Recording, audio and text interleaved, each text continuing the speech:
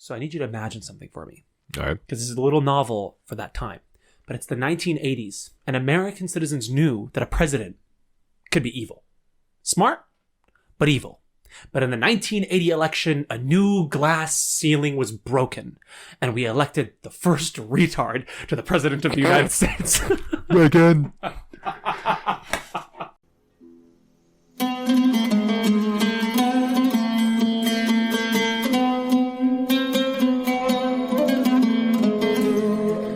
Welcome to Libtards and Shy.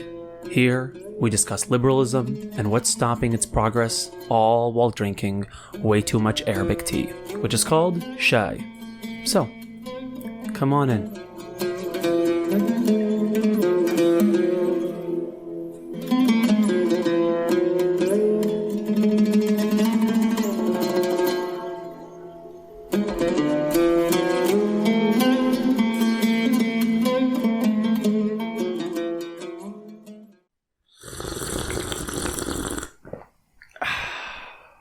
So in the 1980s, there was this big major problem with the... Shit. Fuck. I'm sorry. I'm Did sorry. you I'm sorry. forget I'm to sorry. I'm mute- sorry. I'm sorry. I'm sorry. Who is it? It better be a hot It's girl. fuck. It's not. No. Fuck. Asshole. Who? No. It's Brian. Okay, so that's not a hot girl. It's unequivocally not a hot Okay, girl. what the hell is he sending you that's so important that you're interrupting my awesome monologues? A picture of a midget. Wait, what? It's a picture of a midget. Why is he sending you a picture of a Because midget? I may or may not have gotten teabagged by a midget the other day. Go on, Sensei. Explain your... This is I need a testimony right here. So also, I what don't is- think we're allowed to call them midgets anymore. I don't give a fuck. You teabagged me. Fair enough. I'm not politically correct when your balls are in my face. Fair enough. All right? So, Fucking asshole. hey, I'm not the asshole. He's the one who teabagged you. I was talking to him. Gotcha. A little bit you, but a little bit him. Yeah, fair enough. So it's a Tuesday, and we're a bunch of dudes in our mid-20s, so we go to Dave & Buster's, like normal adults. Okay. Yeah, because we're sad. Anyways, go there, we have a couple of drinks. Brian wins a basketball, Sure. right? You're talking about like Yeah, the little narrow one with like with the fixed hoop? No, but like he wins one. Oh, okay. So like at one of the machines, so we walk out with a basketball, I'm dribbling the got it. basketball, and I try to do a fucking move, and I eat shit. And literally out of nowhere, a midget comes and straddles my face and goes, "Hey, tall motherfucker fell," and then just runs away. Okay. I have a question. Hey, tall motherfucker fell, like, and runs away. You couldn't catch up to this person? His balls were in my face. Oh. And I was on my back. He had me in my back with his balls in the face. Like, it was a very vulnerable position. Damn. And by the way, once I got up, everyone else that we were with is on the floor dying laughing. And for the next, 3 days, I think... he's been sending me pictures of midgets going, ha, you tall motherfucker fell. So that's a thing now. So now the real Next time you see question- Brian, he's going to be like, he's going to try to push you over and say that. And we would love the audience to comment on this, but which one is worse? The midget teabag or grandma tits? Because I think the story from the last episode... Grandma tits is definitely worse. Worse. Yours is more humiliating. Yeah, but I can't send pictures of your grandma tits to remind you. That's the thing. Mine's going to last longer. Yeah. Then again, Also, I don't think you're ever going to forget. no, Jesus Christ. I'm like, So he just walked up to you like nothing? no, he jumped. You don't know who this person is? Wait, he jumped? Yeah, like it wasn't like a run up sort of thing. I mean, I might have heard like a little scurry, but like he like just landed above me Oh my God. and then just disappeared. Into the night. Yeah. And back into the ground from whence they came. I don't know where they come from. the dark teabagger. Yeah. It's like the Dark Knight. Oh my God. What the hell are we going to talk about today? I don't know how to transition this to unions. That's an excellent question. Yes. This is the $1 million question. From midget teabags to unions. Episode 3 of this union series. Well, they're both kind of ridiculous. Mm-hmm. And I hated Reagan throughout both of them. Well, you hated Reagan throughout both of them? I always hate Reagan. That's a constant. So even while you were getting teabagged, you're hating Reagan. I blame Reagan. I blame Reagan for that. You know what I blame Reagan for? That monkey comment. Oh, yeah, the one. Yeah. Ooh, dude. Yeah. Where he straight up calls black people monkeys who are... Do you know who he was on the phone with then? Oh, God. I'm trying to think. When was this? When he was governor of California, right? Yeah. It was Was he talking to me? He's on top of the phone with another black person? No. That'd be if he did that, I'd respect him a little more. Oh, God. Because then, at least then it could be like when I bust your balls about being Muslim. Is he with another Hollywood guy like Charlton Heston or something? It's Nixon. Oh my God, it's the president. He's calling Nixon. This is 1971. So it's like during Watergate, I want to say. That's like a year before Watergate. Or a year before Nixon's Watergate. the president of the United States. Yeah. Okay, what did Nixon say? Did he laugh? Yeah, of course. Oh, damn. Jesus Christ. It's okay. I mean, their legacies aren't too horrible. No. They just One has kept the come Vietnam out, War going. but one's come out infinitely better in the history books. Oh, yeah. Nixon's the melting liar. Reagan's the great communicator. Yes, and that he communicated with the CIA to put crack in in black people's neighborhoods. Yeah. And just in black people. And then... I mean, to be fair, not to even come even close to Yeah. Dave Chappelle's joke, but got his crazy cocksucking wife to literally tell Americans to just say no. And I mean, so hard about that? Sorry, I had to do the joke. I mean, just I there has got to be no hotter political book than Nancy Reagan's Guide to Cocksucking. I mean, that's just what a woman. May she burn in hell. If hell exists. Is it worth the head, though? Oh. Okay. Like, I gotta try it. There's a debate. Like, I gotta try it. Yeah. That's like, hey, Like, I gotta try it. Let's go fucking invade Grenada kind of. How many black neighborhoods need to get? Oh, God. Unions. All right. So we're talking about Reagan. We fucking hate Reagan. Yeah, we left off last episode. We did the Haymarket riots, the Pullman riots. The Taft-Hartley Act. Taft-Hartley. Now, the Taft-Hartley Act was in 1947, and we look at the World Inequality Database. Yeah, the little graph we were talking about last time. Yeah. Right. And we look at that graph, and we see a wealth inequality graph from 1913 to 2021. So we talked last time about how this graph in the 1929, right before the Great Depression, the 1% owned 50% of the wealth. Right. And then in 1938, they owned 44% of the wealth, the 1%. And then after the creation of the Wagner Act, it plummeted to just 28% in 1948. In 1947, the Taft-Hartley Act is passed, and we see the wealth inequality stagnate. Mm-hmm. So it doesn't keep dropping like it was before. It stagnates. So these rich people stop the bleeding of their loss of money. Which is a great way to put it, yeah. Okay. And so it just hovers for around 30 years until 1978. But even that stopping of the bleeding and that hovering. That's major. That's huge. People act like the Taft-Hartley Act didn't affect, but the law, the prevention of loss of wealth distribution from the top to the working class is huge. And also, people are forgetting that the generation of workers who grew up with the Wagner Act, they're still working. They're coming into their income earning years. Right. But there's a whole new generation that's growing up under Taft-Hartley that doesn't have the same labor protections that their parents used to have. Right. And you can look at it from the other lens of like, we build the middle class this way with that boot on our heel. Right. Or that chain around our ankle, if you will. Right. And it still worked. To a degree, at least. To a degree. For white people. I mean, for white people, asterisks. and it's also compared to today. And compared to today, absolutely. So in 1978, we start to see this divergent fork. We start to see the resurgence of the 1% gaining a bigger share of the wealth, and we start seeing the middle class deviating away. And we're still seeing that. And that trend has not stopped. Started in the 80s. Exactly. That trend has not stopped. So that's very important to understand. So we're going to talk about what are the main catalysts. First, Taft-Hartley. We talked about this last episode. 100%. A whole generation is now, by the time it's gone to the 1980s, a whole generation has lived under this regime. Right.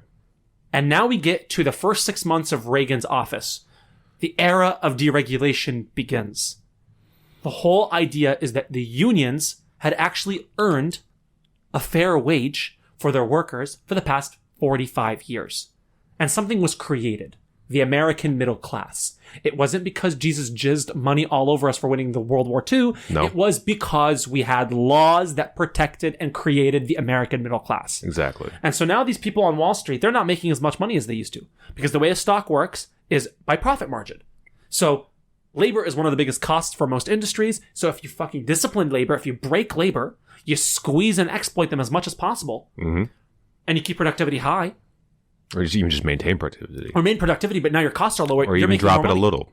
Yeah. As long as the profit margin goes up. As you said, it's all about margins. It's all about margins. And here's a really big thing, important. Another thing, the Taft-Hartley thing today. It made unions unable to lobby.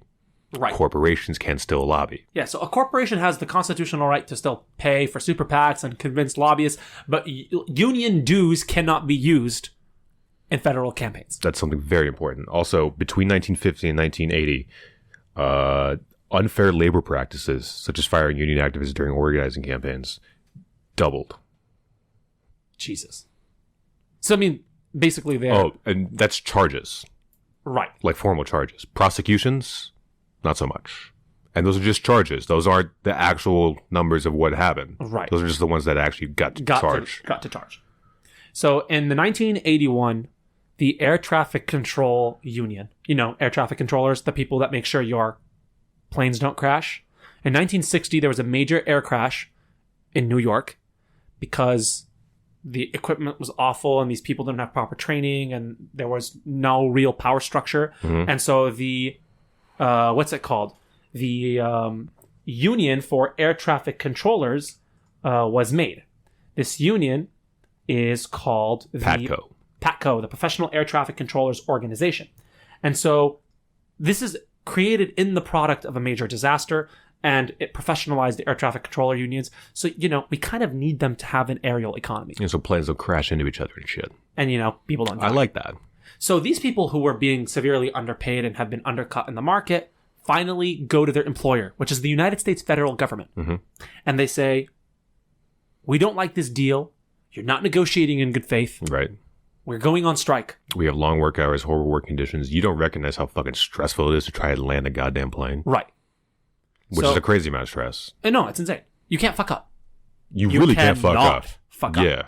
You're not allowed to fuck up. Not even a little bit. So. Like a little fuck up is just a lot of dead people. Yeah, it's like yeah. People, yeah. No, you can't fuck up. Is it 37? What is it? 737? No, I don't know. It's you have in 1981, they go on strike, and it's illegal for federal employees to go on strike, which is fucking crazy.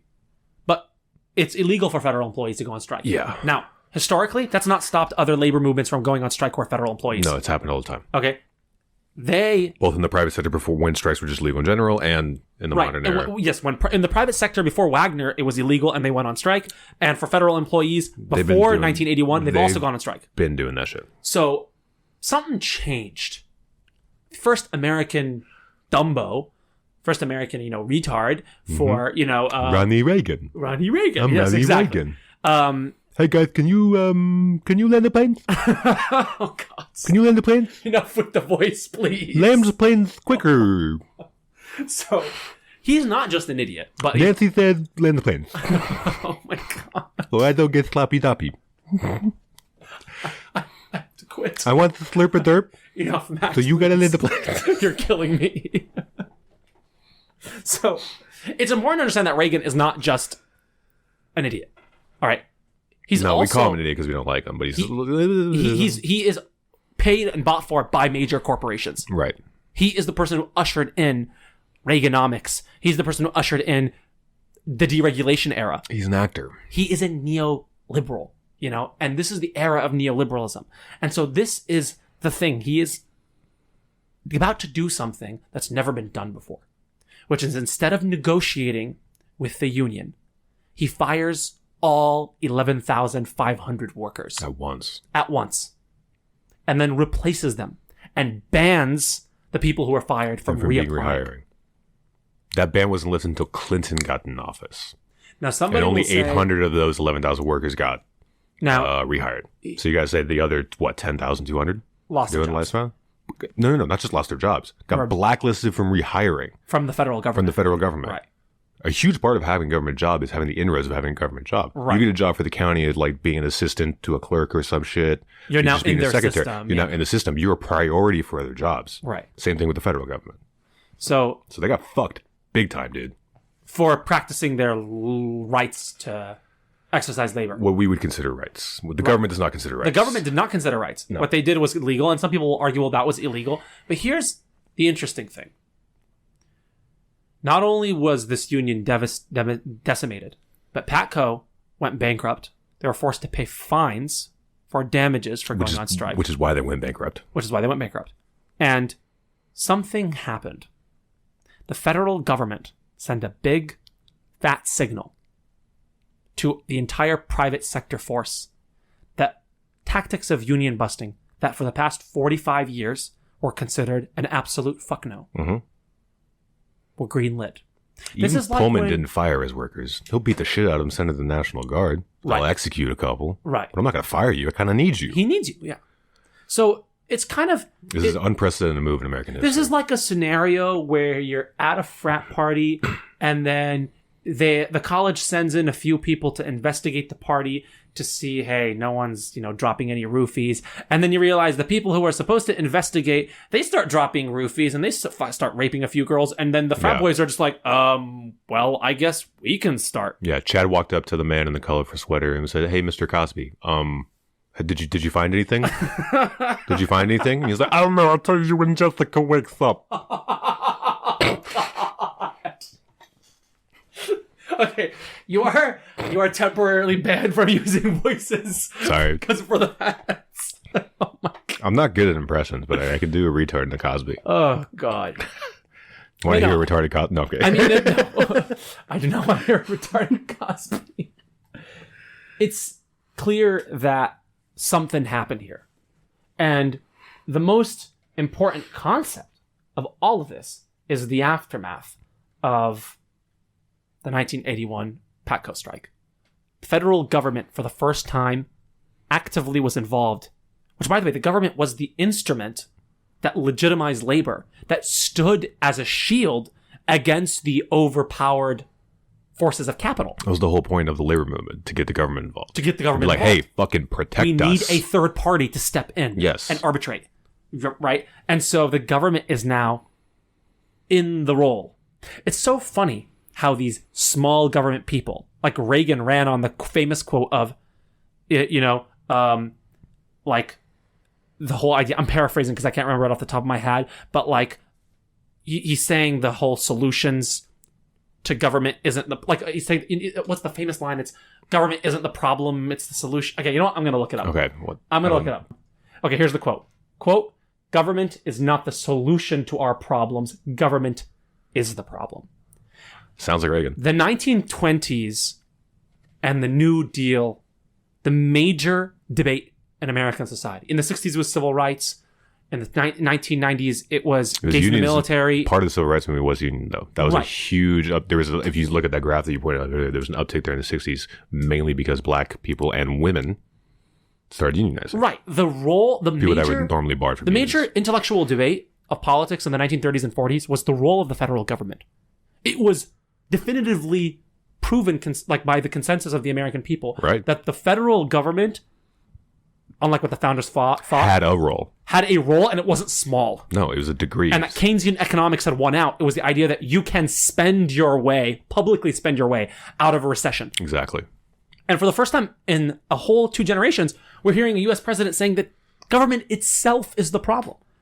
And so that ticket, where the government is, because in his opinion is too big, conservatives like him don't have a problem with using the federal government and using executive action to undermine the role of the government. No, it's kind of an oxymoronic statement. Like Reagan was really big on no taxes and small government, but he loved invasions. No, but he also used the government. And he also used the government to fire 11,000 people. Right. Flood black communities to just crack. Like how Bush Jr. invade a couple wants proxy small wars, government, but he loves to invade Iraq and use the government to shut down and force longshoremen to come, dock workers to come back. In 2002, exactly. So they don't have a problem with executive power. No, that's a load of horseshit. And with this green light, this signal, a whole bunch of private companies. I'm quoting his head director of office management and personnel. So Donald Devine is saying basically he's quoting that he's praising the president's work and he's saying, quote, private sector executives have been talking to me that they are now able to cut the fat from their organizations. quote, cut the fat from their organizations. They're calling the workers who make them the money fat. And there's a reason why. But go ahead. And just to add on that, Joseph McCartney, who's a professor of labor and economics at Georgetown University, did an interview at NPR on the 40th anniversary of the airstrike thing. Fuck me. The airstrike. Airstrike strike. No, it's the air traffic controller strike. Air traffic controller strike. The airstrike strike. Airstrike strike. What did he say on the Ronnie 40th Reagan. anniversary? Sorry. God damn it. In his interview, he said by 1982, there was a group at Wharton Business School that came out with a manual which encouraged business leaders to learn from the PATCO strike. And this was disseminated and business leaders were reading about it. So they learned about this right away. They loved it, dude. Right. And I mean, also in that same quote that I was talking about with Donald Devine, he's saying, American business leaders were given a lesson in managerial leadership that they could not and did not ignore. Right. Right. And so this is a major signal. We are seeing the effects of this today, and we saw it right after the PATCO strike. You have companies like Phillips Dodge in 1983, like Hormel in 1985 and 86, and International Paper. These are all giant employers, paper mill, meatpacking industry, and a construction company. Mm-hmm. Their workers go on strike, and these companies realize, yummy. we're not even going to negotiate. We're not even going to Because negotiate. we don't have to. So they're just like, we fired everyone, and they sent their plants overseas. Because the president did it. And they didn't just do it because the president did it. They did it because the president did it. His approval ratings didn't fucking flinch. They didn't go down. He survived it. Which comes to a main point. And they survived it because of the portrayal of them in the media, as we have learned. Right. It's always been pro-business. Which has always been a part Well, of no it. shit. The people who own the media are rich. But it's even more prolific in the modern era because of things like television. Right. So in the 80s, it's even more powerful. You can portray them far easier as people who are breaking the law. They're federal employees. They can't go on strike. People act like social media has been a democratizer of the microphone online, and it really To isn't. some degree it has, but to some degree it hasn't. Right. Like, we still get our news from major corporations that are owned by single men or their families. We're just watching clips on Twitter. Right. It's not that much different. So what is really the most important thing here is that the public sentiment empowered Reagan and these companies to not even negotiate with the unions and just fire them and replace them with either foreign workers who don't have labor protections or with other workers who are not unionized and have less labor protections. And public sentiment is kind of very important. Public to sentiment publicly is the traded strike. companies. Right. So when you have publicly traded companies like you just mentioned, and they're cutting labor and their profit margins are going up because they're now exploiting labor, their stock value goes up. So the stock owners are like, oh, this is fucking great. And then we praise them. In society, when we see when we talk about union labor, or we talk about Elon Musk preventing Tesla workers from unionizing, Jeff Bezos doing it to the warehouse workers. Right. The American citizen is more likely to empathize and see themselves as Musk than the worker. Except, buddy, you're never going to be a billionaire because your dad didn't own a sapphire and emerald mine in fucking apartheid South Africa. Sapphire and that's disgusting. Like, do you know what I'm saying? This is public sentiment is really important. Probably use little kids to mine those fucking sapphires too. Right. I mean, it's just like if you were going to go back to the frat house. Right? If you're going to commit all these fucking rapes, you're going to be spiking all these drinks, but then there's a crowd of people cheering you on for doing it. Right. That really changes the dynamic. Yeah. That completely validates and provides support. All the fuckery. Right. It just empowers the fuckery. Yeah. So you have these companies. Cosby raped in the dark. Right. He didn't do it in public. Right. It's very important. Right. He didn't have the news going around saying, well, you know, this is a very wise, shrewd decision by him, you know. Like, you should go to college and I'm going Damn it with that fucking... It's pretty easy. Just do Kermit the Frog and then they'll vote you. It's not that hard. There is this is the world we live in. The past 40 years, we go back to this map of inequality. Okay? This is so important. In 1980, we start to see a major divergence. We start to see the percentage of wealth that the 1% owns climb, and will not stop climbing till today. It's only getting worse. It's only getting worse. It got worse during COVID. And as it's going to get worse in the next couple of years. You cannot work hard and make everyone be in the 1%. That's mathematically not possible. So as the 1% swallows more and more percentages. As this graph says, statistically very fucking unlikely. Right. As the red line, which is the 1%ers, goes up, the blue line, which is the middle 40%, goes down. This is called the erosion of the middle class. The middle class was created by unionization. And we can see the major wealth distribution go from 1938 to 1948. And when we see union membership stagnate, boom. Middle class tends to go away. Middle class goes away. The 1% swallows it all. I mean, it's so obvious. It's so obvious. But when you have a massive multi-billion-dollar media apparatus that's telling people that fucking public school teachers, which I cannot think of a more blameless group of people than public school teachers and nurses, and that somehow they're greedy, conniving people. Like, the teachers are greedy, right? Elon Musk is a shrewd, smart businessman, but public school teachers are greedy for wanting to be able to live in the city. If you're still alive today, right, and you hate nurses, dude, yeah, what the fuck? How have you lived the past couple of years and not hate nurses? Look at polling. Look at polling and how when nurses go on strike, look how Republicans and conservatives don't side with them. Which is crazy to me, dude. They see themselves. They think they're going to be a billionaire. They're the reason your dumbass is still breathing, right? Especially since you don't get a vaccine. Yeah. I mean, that Filipino woman named Alana, you should fucking suck on her toes or whatever she's into, dude. There is also a whole massive $100 million industry that's cropped up that is in consulting.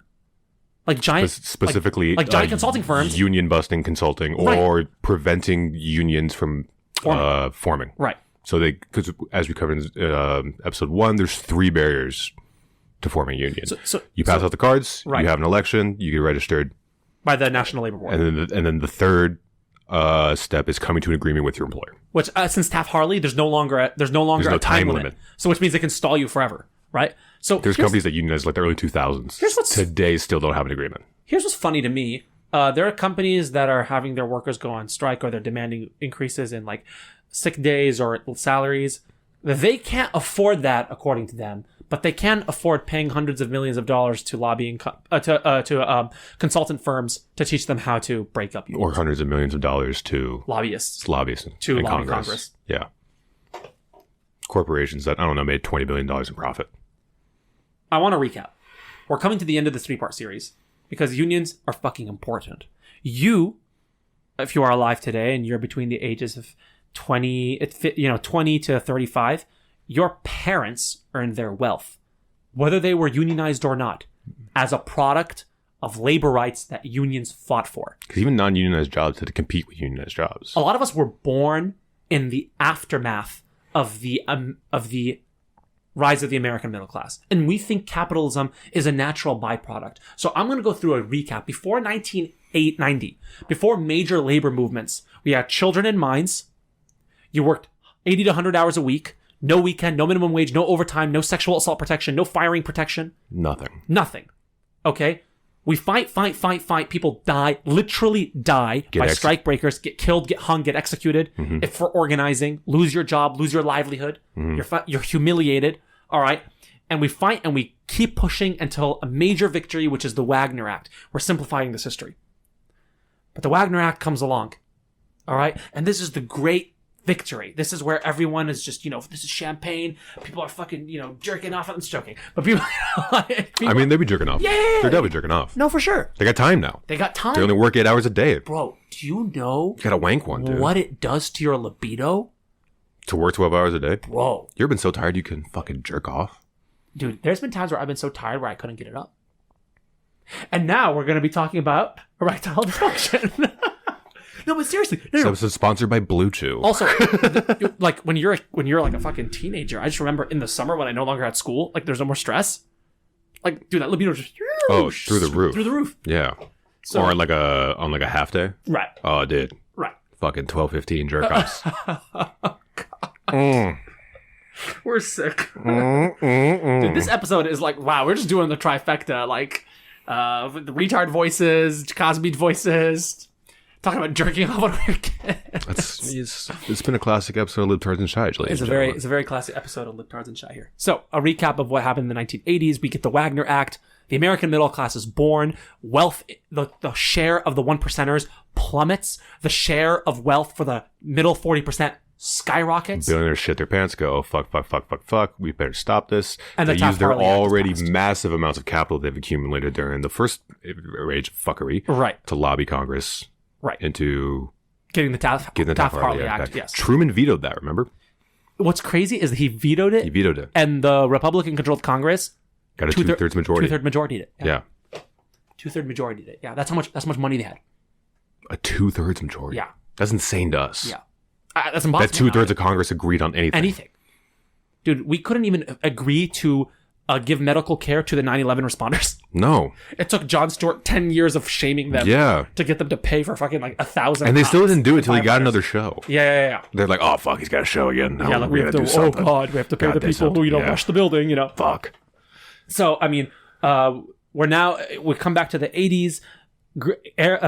Stock buybacks under Reagan are now legal. So the air traffic controller strike, where he fires everyone, sends a green light. You have a whole bunch of private companies that are now either sending their stuff offshore or they're sending themselves to right-to-work states. Right-to-work states undermine unions' ability to have solidarity with each other. Creates dissent among the rank and file. Right, it creates dissent among rank and file. And so you're having the slow erosion of unionization to where now, I think in America, it's less than like 9% of private sector jobs are unionized. You have people who are our age who don't know what unions are because they've never grown up with them. No. So people are talking about, there's this thing that we have to understand, which is that, Amazon busts unions for their warehouse employees. Tesla, even for programmers and engineers, busts unions and denies them the ability to organize. Mm-hmm. We have made some progress. Starbucks is doing the same thing now by refusing to come to the table. Right. So we are living through something which is very interesting to me, which is a lot of people have been saying in liberal circles, oh, we're in the second age of unionization. We're in the second wave. It's starting to resurge. And yes, polling is showing that, especially among young people, support for unions is the highest it's ever been since the 1960s. But in the very famous quote of Martin Luther King, he says that the arc of the moral universe is long, but it bends towards justice. I think the man is brilliant, but I think that quote's full of shit. Yeah. Progress is not a force of nature. It's not a force of physics. Politics doesn't just ebb and flow because that's how nature works. Politics is a human invention. We are a hunter-gatherer species that, through the ability of developing the frontal cortex, probably through a DNA mutation, we were able to rationally come together and form collective political agencies. And they're deeply corrupt, and we've evolved, and we've progressed. And the reason we've progressed is not because that's the arc of the moral universe. It's because people literally fought and died and organized to improve step by step by step. And at every single one of those steps, in 1990, we had people organized. They bring in the National Guard to kill us. We get Wagner Act passed. They pass Taft-Hartley. Every step of the way, They've go undercut. Up. There is a pushback down from the elite. They're not going away. In the end, it is important to understand that you cannot be a billionaire through hard work. No, they're playing the long game. You can't get $1 billion by a salary. And most billionaires are not Elon Musk. Most billionaires, like 73% of the top 100 Forbes people, they inherited their wealth. And we will never know. We don't know them. We don't know who they are. No, you wouldn't recognize them from anyone. Right. And so $1 billion is $70,000 every day for 70 years. You can't get that from a salary, man. That's insane, dude. These people own capital. And because they own it, that means you can't own it. And because Reagan made stockbacks legal, that means they get to fire people. Their margins go up. That makes their stock price go up. Then they don't have to produce anything new because they can buy back their own stock, making it even more scarce, which means that it drives up the stock market value more, which means they have more money. Rinse and repeat, rinse and repeat. During the Great Depression, when during FDR, companies proposed to him, it's like, hey, we should do stock buybacks to boost the economy. And he's like, that would be a horrible idea. You're just going to use it to inflate stock prices, so it's only going to make things worse. Right. And he made it illegal. I mean, it's Reagan did that. Thanks for that. It's sometimes as a way to treat myself so that I don't go insane. I have this excuse where I say, oh, no. They didn't do that because it's too logical. It's too good. It's like a Jew at a deli. Oh, I'm not going to have the pickle. It's too good. Okay, I'm not going to have the Reuben. It's too good, Oh, I'm not going to put the butter on my sandwich. Bullshit. When have you ever turned down a Reuben? Okay, me, I'm not a Jew. I mean, I'm financially speaking, but it's like... I've never seen you turn down a Reuben. I've seen you eat a Reuben in the desert. I love delicatessen food. I've seen you eat a Reuben in a desert in a half strip club, half, I don't know what that thing was, but it was weird. That was wild. There was a pole. And There was like, polls, but no dancers. no, there was by the end, remember? Oh, yeah, She yeah, came yeah. out, and like, as we were walking That was out. the fattest stripper I've ever seen.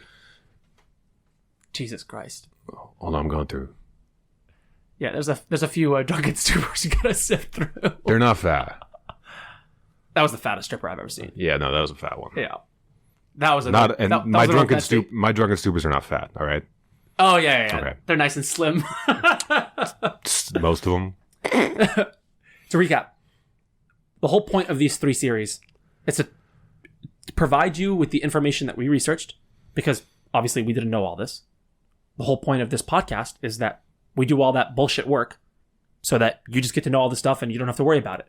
But what we do need to understand is that the minimum wage you have, the overtime you have, the reason you and your kids are not in a mine. That came through violence, that came through concerted effort, that came through consistent effort. That came through organizing, that came through solidarity. There is no such thing as, oh, I'm just going to keep my head down. I'm just going to keep my head down, not cause any problems, work hard, and I'm just going to get rich. Strikes only succeed when the public is with them. They fail when the public is against them. Public sentiment is more important than ever So before. you caring and sharing on Instagram actually does something. Yeah. That is an actual step. Yeah, it's not like the black square shit that we did. No. That was worthless. That was fucking worthless. That was so dumb. Yeah, that black square didn't save George Floyd.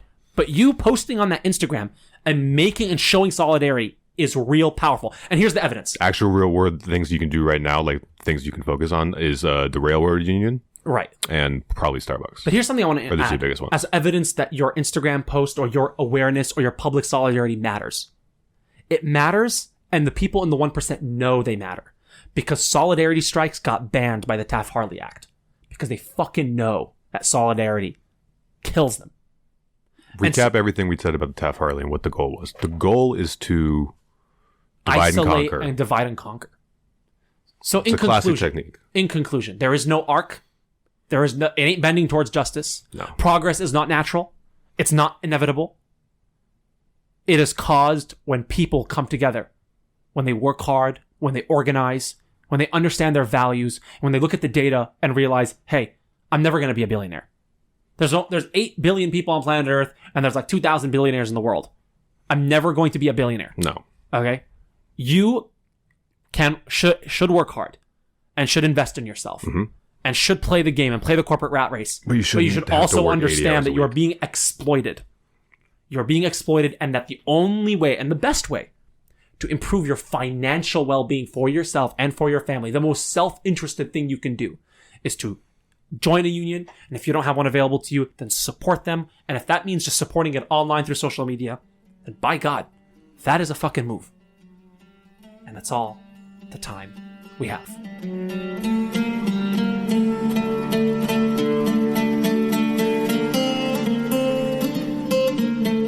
This has been Libtards and Shy with Max and Monsoor. Join us again next week for an all-new episode, and please remember to like and subscribe on Instagram, Twitter, and TikTok. Wherever you are and whenever you are, have a good morning, good evening, or good night. What? Don't wait around till like after the credits. There's nothing weird there.